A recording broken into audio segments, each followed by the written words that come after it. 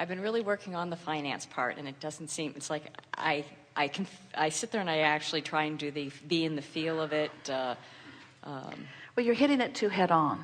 In other words, as we talk, and we know it must surely be annoying, get in the vortex, get in the vortex, get in the vortex, get in the vortex. But what we want you to remember is that in the vortex, where infinite intelligence is, and where your creation is, and where it has already actualized, if you could find your way, vibrationally speaking, into the feeling of that, so that you can't be in the resistance of something and in the allowance of something at the same time. You really have to find a way of distracting yourself, find a way of deactivating the thought or the vibration which is causing the resistance, which is keeping it from showing up, or keeping you from being in there where you can see it. In other words, when you started with your conversation about your mother, what we were presenting to you, and you heard it very well, is you've got to go where she is, because she's not coming where you are. You've got to go where she is. And the same thing is true of these creations that you've created. You've got to go where they are. They're not going to come where you are. You've got to go where they are. Vibrationally, you have to go there, and in that vortex where there is no resistance, now insight comes, ideas come, impulses come, knowing comes, opportunity comes. In other words, the trail just lights up for you in a powerful way. So the first thing you want to do is pay attention to what your dialogue is. Now, we know when you sit here, you've come to verbalize what you don't want in order to get clarity about how to get from where you don't want to be to where you do want to be. But we want to point out to you that every statement that you make that expresses things in the lackful way that they are is a missed opportunity, because you could just as well be talking about what you want and why you want it as how it hasn't come about. Now, the realist in most humans makes you feel more compelled to tell it like it is. This is real. This is what is. This is what other people see. This is what's manifesting. But we want to submit to you that when you tell it like it is in vibration, even though it isn't yet in manifestation, once you're telling it more like it is vibrationally than you're telling it like it is in terms of manifestation, the manifestation will shift. It will flip. And for those who have had the experience of it, they know that when it flips fast. In other words, the difference between being in the vortex and being out of the vortex in vibrational terms is a matter of seconds, really. Can be. It can take hours. It took Esther many more than seconds last night. But it can be a matter of seconds. And the manifestation that ensues is so rapid. There is such leverage in vibrational alignment. But you have to believe that the vortex exists, and you have to believe that your creation is already valid and in place in order to be willing to do the work that lines you up with that. We have enjoyed this combination of questions that you've asked. It is so interesting how you feel has been reflected in each conversation that we've had on the different subjects and how they all dovetail together. It is our absolute knowing that your desire to know your mother as she now is enticing enough to you that you will make the effort to spend more time in the vortex where she is. And when your desire for the abundance that you seek is stronger than your awareness that it isn't as full as you want it to be, in other words, when you equally have that desire, when you care more how you feel than you do about speaking the factual reality. It's funny, we will see Esther sometimes in a place where she knows she's out of the vortex, and she doesn't seem to be making an effort to do anything about it in that moment. And her justification often is, well, it's true. And we say, that's really not a very good justification, because there are a lot of things that are true that you don't want to keep manifesting in your experience. And the only reason anything is true is because somebody gave it their attention until it manifested. In other words, true is no criteria for giving your attention to something. It's like saying, I think about cancer all day long because it's true. And I think about terrorism all day long because it's true.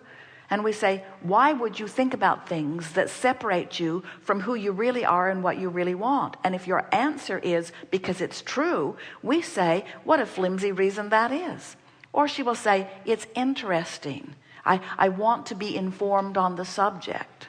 And we say, if you will replace all of the reason that you do anything with one reason, I like the way it feels.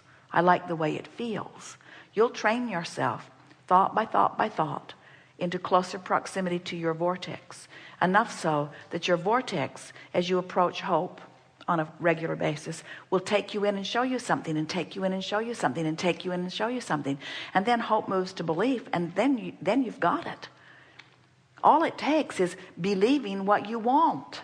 But so many humans say, well, I'll believe it when I see it. And we say, too late. If you need to see it before you believe it, then you're going about it in a backwards way. And you say, well, then I'll wait till somebody else believes it and creates it, and then I'll see them, and then I'll believe it. And we say, that's not working out that well for you, because then you say, well, I believe you can do it, but I don't believe I can do it. And then you give all of those reasons why you were born into it, you inherited it, you went to the right school, you got the right breaks, you were lucky, you were karmically inclined. And we say, you just finally have to bring it down to the simple fact that you cannot receive in terms of manifesting the things you want until you are practicing the vibration of it for a while. You just have to, in the absence of the evidence, practice the vibration of it. Which means you got to forget about how and where and who and when, and talk about what I want and why I want it, what I want and why I want it, what I want and why I want it, what I want and why I want it. If you'll talk about what and why and what and why and what and why and what and why and what and why and what and why and what and why and what and why, you'll train your vibration into it, and then it has to come to you, and then the how and the where and the when and the who will show up to you in such logical ways that you'll have the thrill of discovering all of those components and pieces, you see. It's so much fun to be the deliberate creator. But being the deliberate creator is not the deliberate observer. Being a deliberate creator means deliberate thinker, deliberate focuser, deliberate planner, deliberate focuser of thought, deliberate envisioning, deliberate thinking, deliberate imagining, deliberate feeling. Deliberate creation is about deliberate feeling. It's about caring how I feel enough to be deliberate about the thought. Why am I watching this program? Because it's on. What a horrible answer. Because it's about a current event that I need to know about. Wrong answer again. Because someone else in the house has it on. Wrong answer again. Why am I watching this? Because it feels good to watch it. Good for you. Why am I saying these words? Because they feel good rolling across my mind. Why do I think these thoughts? Because they feel good rolling across my mind. Why do I get together with this friend? Because it's fun. Why do I drive this way? Because it's beautiful. Why do I eat this food? Because I feel refreshed when I do it. Why do I read this book? Because it feels good to me. Why do I sit inside my vortex and look through my deck of money and law of attraction cards? Because they help me to practice the vibration of that which I know to be. Why do I listen to this particular speaker? Why do I listen to this particular music? Because it feels good, because it feels good. Why do I repeat this thing that happened in my life? Because it felt good when it happened, and it feels good when I speak it. Why do I speak of my mother in this way? Because it feels good when I say it. It feels good when I think it. Why do I imagine as I do? Because it is the most free and refreshing thing that I do. Because I'm free to focus. Because my palette to choose from, my smorgasbord to choose from, is open-ended. There are no limits or restrictions. I'm free to think these thoughts. Why do I choose this television program? It thrills me. It makes me laugh. It uplifts me. It fills me. Why do I do it? Why do I think it? Why do I say it? Because it feels good, because it feels good, because it feels good, because it feels good, because it completes me, because it aligns me, because it fulfills me, because it is me. That's the criteria that you're wanting to begin using. You're wanting to sharpen your focus for the right reasons, you say. Good. Thank you very much, Jerry, Esther, Abraham.